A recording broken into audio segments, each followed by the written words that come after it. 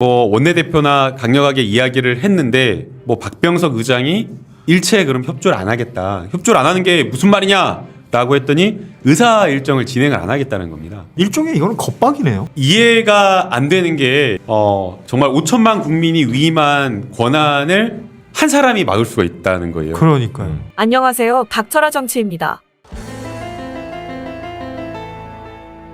검찰 정상화를 위한 마지막 관문이 남아 있습니다. 국민의힘이 한국형 FBI 가칭 중대범죄수사청 설치를 위한 사법개혁특위 구성 합의마저 파기를 공식 선언했습니다. 그동안 민주당은 국민을 믿고 국민을 위해 달려왔습니다. 검찰개혁의 시대적 소명을 가로막는 그 어떤 방해에도 굴하지 않고 반드시 검찰 정상화를 완수해내겠습니다. 검찰개혁법을 헌재로 들고 가 오늘까지 효력을 정지시켜달라고 떼를 쓰는 국민의힘 정말 한심합니다.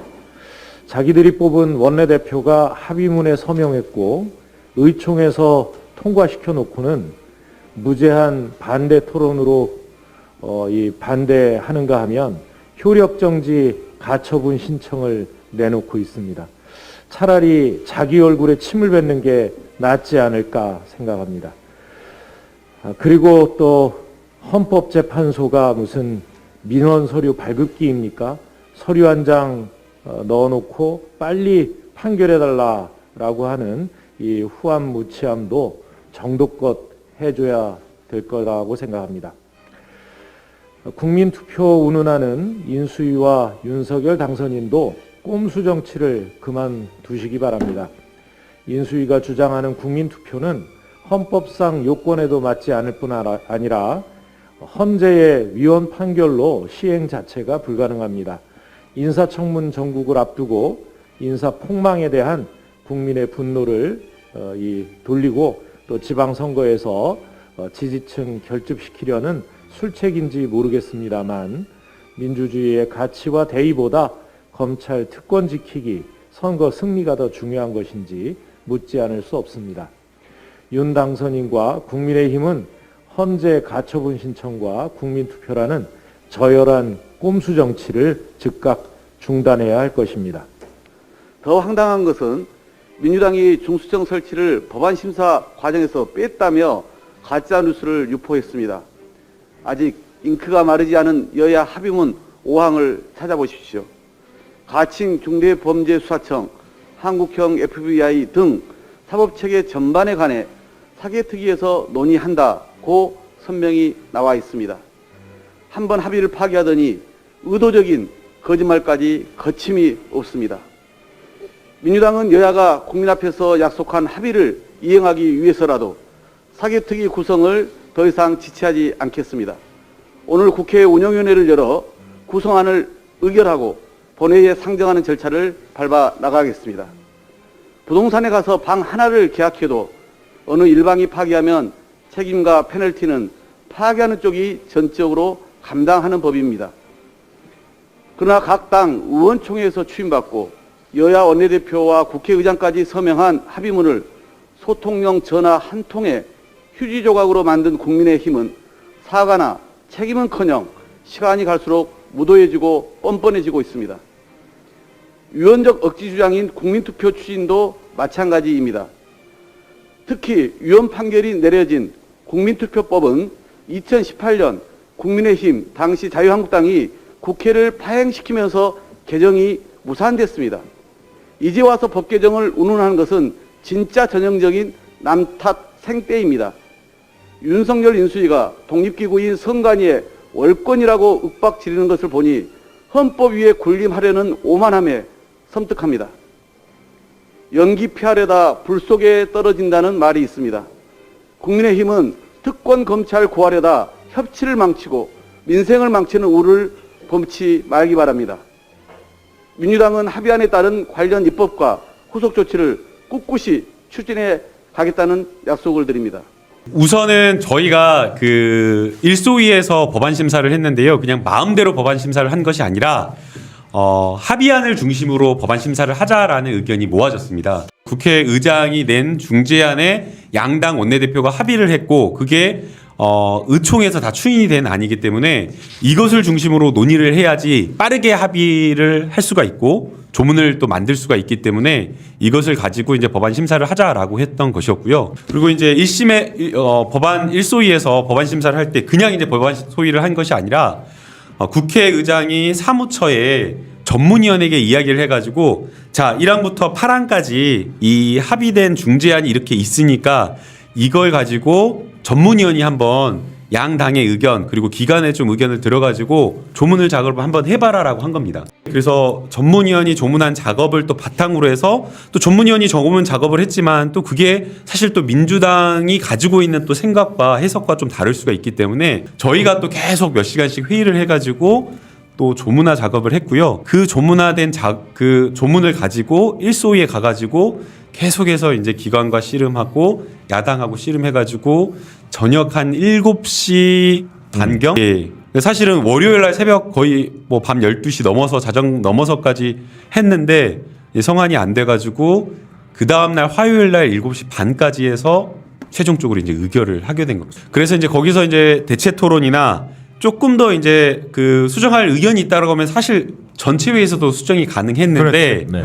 거기에서 이제 기습적으로 갑작스럽게 밀어붙이고 국민의힘에서 이제 야당에서 안건 조정에 회부하겠다라고 이제 요청을 해가지고 그래서 이제 안건 조정위로 넘어가게 되었던 것이었고요. 그래서 이제 그때가 이제 밤 한 10시 정도 된 그런 상황이었는데요. 법사위 전체회에서. 그래서 이제 그때 10시 20분까지 그럼 조정위원을 명단을 제출해라라고 법사위원장이 이야기를 한 겁니다. 그래가지고 이제 명단이 구성이 돼가지고 국민의힘은 유상범 전주혜, 저희 쪽은 김남국, 김진표, 이수진, 민형배 이렇게 지금 들어가기로 되어 있었던 거죠. 네네. 그래서 이제 들어가려고 했는데 갑자기 저희 법사위원장실에 모여 있는데 권성동 원내대표가 들어온 겁니다. 그러면서 이야기 좀 하자고, 더 이야기하자고.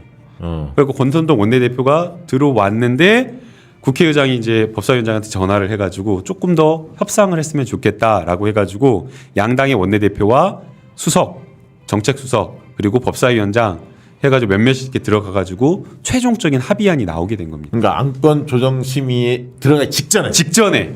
예, 그래서 직전에 최종적인 문안과 관련된 합의안이 나오게 된 것이었고요. 이제 중재안과 합의안이 큰 차이는 아니었고요. 그러니까 이제 조문화된 어떤 성안된 어떤 그 문안에서 약간씩 좀 차이가 있는 것들을 바꾸는 것이었는데요. 네. 저희가 이제 처음에 법사위 전체 회의에서 의결된 것은 소위 하는 이제 검찰청법 이제 4조에 검사의 직무와 관련된 것들을 정해놓은 게 있었는데요. 거기에서 이제 6대 범죄를 6대 범죄 등 대통령령으로 정한 범죄라고 이렇게 되어 있는데 그것에서 4개 범죄를 삭제하고 등을 이제 저희가 중으로 바꿨는데 그걸 이제 다시 등으로 바꿔달라라는 게 하나였고요. 그 다음에 이제 두 번째는 사법경찰관이 이제 송치한 범죄를 이제 어디까지 검찰이 다시 이제 보안 수사나 직접 수사를 할 수 있을 것이냐라는 이 범위와 관련되어서 처음에 이제 저희가 한 것은 동일한 사건 범죄 한도 내에서 수사할 수 있도록 한다였는데 이제 그것을 이제 직접 관련성 있는 범죄로 해달라라는 것이 두 번째.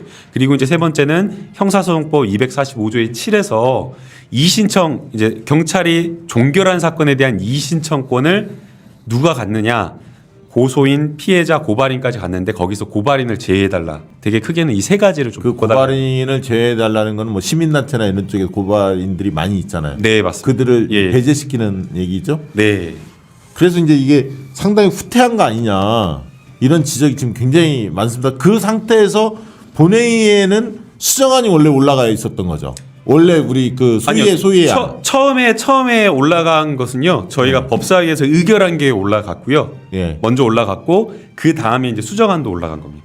그래서 이제 그 일소위에서 그 의결한 게 법사위에서 그대로 의결이 된 그러니까 거고. 아까 했던 뭐 중으로 표현됐던 그게 이제 그대로 다 그대로 본회의에 올라갔고 예. 그래서 이제 많은 분들이 야 좀 더 이 개혁성이 담보됐구나 라고 했었는데 라고 기대를 했죠. 그런데 본회의에서 이게 국회의장이 그 부분에 대해서 거부를 한 거죠. 실질적으로 내용적으로는. 그러니까 문제 제기를 한 게 뭐냐면 최종적으로 안건 조정위원회 들어가기 전에 11시에 원내 각 당의 원내대표까지 들어가서 이제 합의한 문구가 있는 거 아니냐. 그걸로 해라. 그게 이제 최종 합의안이다라고 하면서 왜 그걸 통과 안 시켰냐.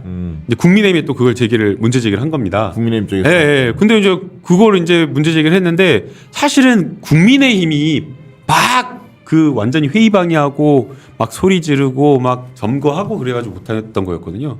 근데 이제 거기에서 그렇게 본회의에서 예. 그러면 이제 그 합의안 쪽으로 여야 합의안 쪽으로 후퇴를 했는데 그 당시에 민주당 의원들이나 이런 분들이 이 부분을 받아들일 수밖에 없었던 상황인가요? 이제 강력하게 뭐 원내대표나 강력하게 이야기를 했는데 뭐 박병석 의장이 일체 그럼 협조를 안 하겠다. 협조를 안 하는 게 무슨 말이냐라고 했더니 의사 일정을 진행을 안 하겠다는 겁니다. 그러니까 저희가 법안이 지금 2개거든요. 네. 검찰청법과 형사소송법. 네. 예, 그런데 두 개를 지금 통과시켜야 돼서 이게 회기 쪼개기 방식으로 해도 네. 30일, 5월 3일 두 건인데 네. 하나 저희가 통과시켜도 나머지 거 하나 통과를 안 시켜버리겠다.